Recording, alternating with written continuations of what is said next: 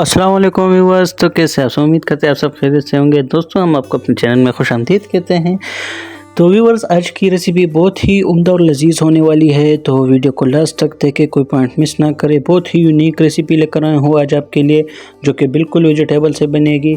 इसमें कोई एक्स्ट्रा चीज़ें नहीं लगेगी, जो चीज़ें घर पर होगी वही इस्तेमाल करेंगे। तो वीडियो को लास्ट तक देखें। चलिए स्टार्ट करते हैं। बिस्मिल्लाहिर्रहमानिर्रहीम। सबसे पहले मैंने 2 बंद गोभी लिए हैं। बहुत ही प्यारे बंद गोभी है मेरे पास। मैंने छोटे लिए हैं इसलिए 2 लिए हैं, आप एक मीडियम साइज़ का भी ले सकते हैं। अब हम इसको अच्छी तरह से काट लेंगे। बिल्कुल बारीक काटना है अपने बंद गोभी को, ताकि जो रेसिपी है ये अच्छे से बन सके। तो जल्दी से इसको काट लेंगे। और अगर आपने ये रेसिपी बिल्कुल ऑथेंटिक बनानी है तो वीडियो को बिल्कुल लास्ट तक देखना है, क्योंकि लोग स्किपिंग करते हैं और स्किपिंग के बाद फिर वो कहते हैं कि हमें वीडियो की समझ नहीं आई। तो वीडियो को बिल्कुल लास्ट तक देखें। तो जल्दी से भी हम अपने गोभी को काट लेंगे। गोभी आप छोटा बड़ा ले सकते हैं, उसका कोई मसला नहीं है। बहुत ही उम्दा रेसिपी होने वाली है, बहुत ही यूनिक रेसिपी लेकर आया हूँ। तो गोभी अच्छी तरह से काट लेंगे। ये आप चेक कर सकते हैं, मैं इतने छोटे पीसेस में काट रहा हूँ। आप भी बिल्कुल बारीक काट ले बंद गोभी को। बिल्कुल बारीक काटे हैं हमने, इसी तरह से बिल्कुल बारीक कटिंग की है मैंने इसकी। ये बिल्कुल अलग अलग हो गए हैं सारे पत्ते, ये आप चेक कर सकते हैं। साथ हम एक प्याज ले लेंगे, एक मीडियम साइज़ का प्याज मैंने लिया है, और इसको बिल्कुल अच्छी तरह से काट लेंगे। अगर आपके पास चॉपर है तो आप चॉपर से भी कर सकते हैं, लेकिन ऐसे जल्दी हो जाता है, इसलिए मैंने इस तरह ही काट लिया है। तो प्याज को अच्छी तरह से काटने के बाद हम एक कढ़ाई ले लेंगे और इसमें ऐड करेंगे जो हमने गोभी काटा था, वो इसमें ऐड कर लेंगे। बहुत ही प्यारा प्रोसेस है, बहुत ही जल्दी पकेगी ये आपकी रेसिपी। तो गोभी ऐड करके हम इसमें तकरीबन 2 गिलास पानी ऐड कर लेंगे और इसको सेट करके इसको ढक देंगे 7 से 8 मिनट के लिए हाई फ्लेम पर, ताकि हमारा जो गोभी है ये अच्छी तरह से सॉफ्ट हो जाए और इसमें जो कच्चापन होता है वो ख़त्म हो जाए। साथ ही हम एक पैन ले लेंगे। पैन में हम अपने चॉप किए हुए प्याज ऐड कर लेंगे और इसको थोड़ा सा फ्राई करेंगे। हम इसको ब्राउन नहीं करेंगे, बस इसका टेस्ट लाना है, जो कि हम थोड़ा सा इसको घी या ऑयल में फ्राई करके ले आएंगे।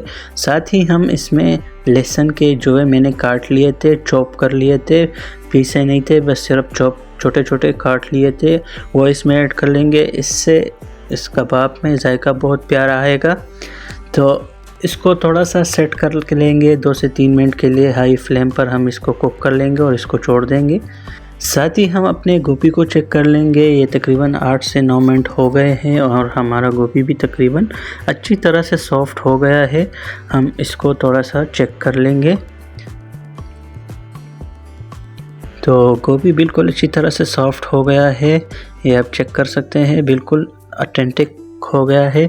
अब हम इसको एक चन्नी में डालेंगे ताकि इसका जो पानी है ये सारा निकल जाए और अच्छी तरह से खुश्क हो जाए। ये हमने सारा जो गोभी है ये अच्छी तरह से छान लिया था। अब हम इसमें ऐड करेंगे 2 अंडे।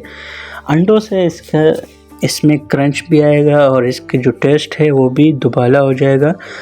अंडे ऐड करने के बाद हम इसमें साल्ट ऐड करेंगे, वो आप टेस्ट के हिसाब से कर ले। साथ ही हम इसमें मिक्स मसाला ऐड करेंगे 1 टीस्पून।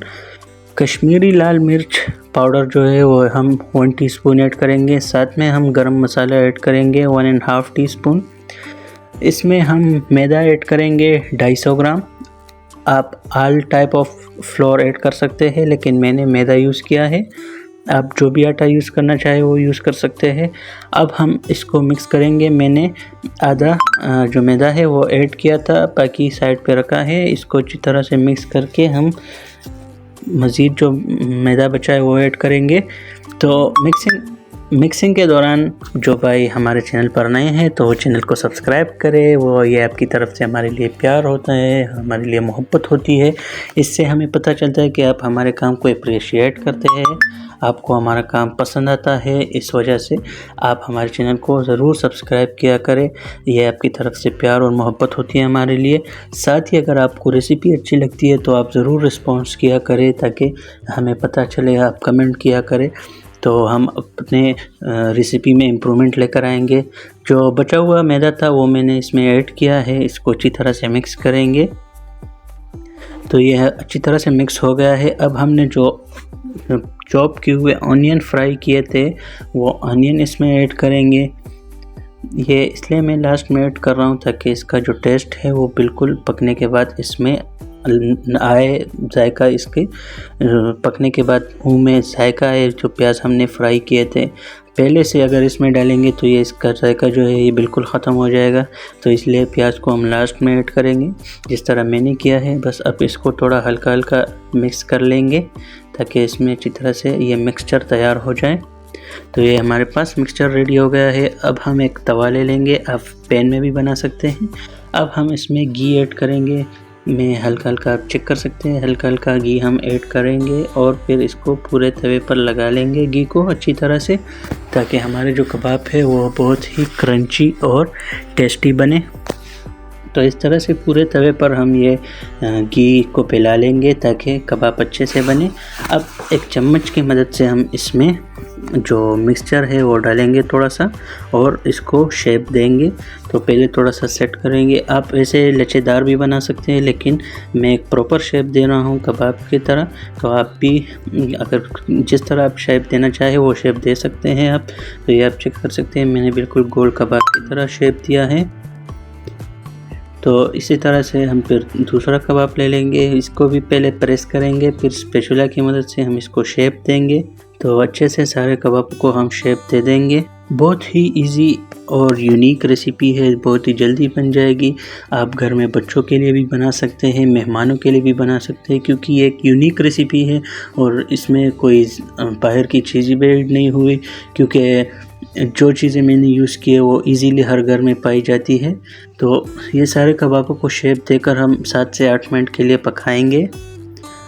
تو تقریباً 7 سے 8 منٹ ہو گئے ہیں۔ اب ہم اس کا سائڈ چینج کریں گے، یہ آپ چیک کر سکتے ہیں۔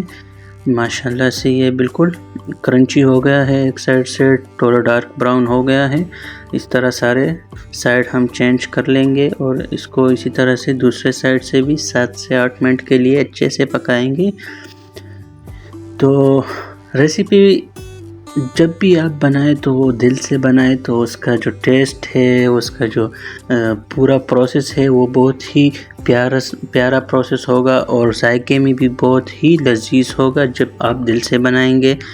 اور اگر آپ ہماری ریسیپی دیکھتے ہیں، بعض اوقات لوگ کمنٹ کر دیتے ہیں کہ آپ ریسیپی صحیح سے نہیں بتاتے یہ وہ، تو میں بار بار اس لیے ویڈیوز میں بتاتا ہوں کہ آپ سکپنگ نہ کریں، اسکپ کرتے ہیں آپ تو پھر آپ کو ریسیپی کی سمجھ نہیں آتی۔ تو ماشاءاللہ سے ہمارے کباب تیار ہو گئے ہیں، آپ چیک کر سکتے ہیں، بالکل ہی یونیک اور اٹھنٹک کباب ریڈی ہے، بالکل کرسپی اور کرنچی کباب ہے۔ آپ ضرور گھر پر ٹرائی کریں اور پھر ہمیں بتائیں کہ آپ کو ہماری یہ ریسیپی کیسے لگی۔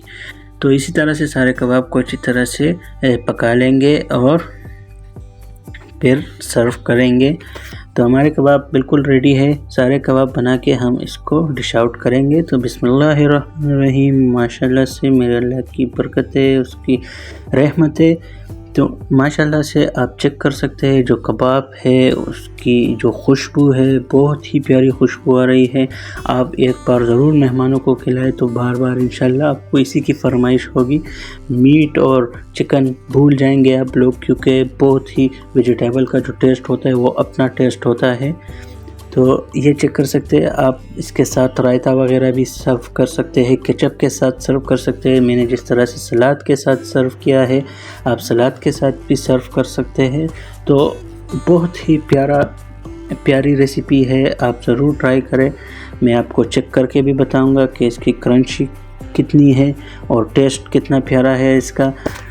دوستو اگر آپ ہمارے چینل پر نئے ہیں تو چینل کو سبسکرائب کریں، ویڈیو کو لائک اور شیئر کریں، اس سے ہماری حوصلہ افزائی ہوتی ہے، ہم اس سے مزید ریسیپیز آپ کے لیے لے کر آتے ہیں خوشی، جو کہ اگر آپ ہمیں سپورٹ نہیں کریں گے تو پھر ہم آپ کے لیے نئی ریسیپیز نہیں لا سکیں گے۔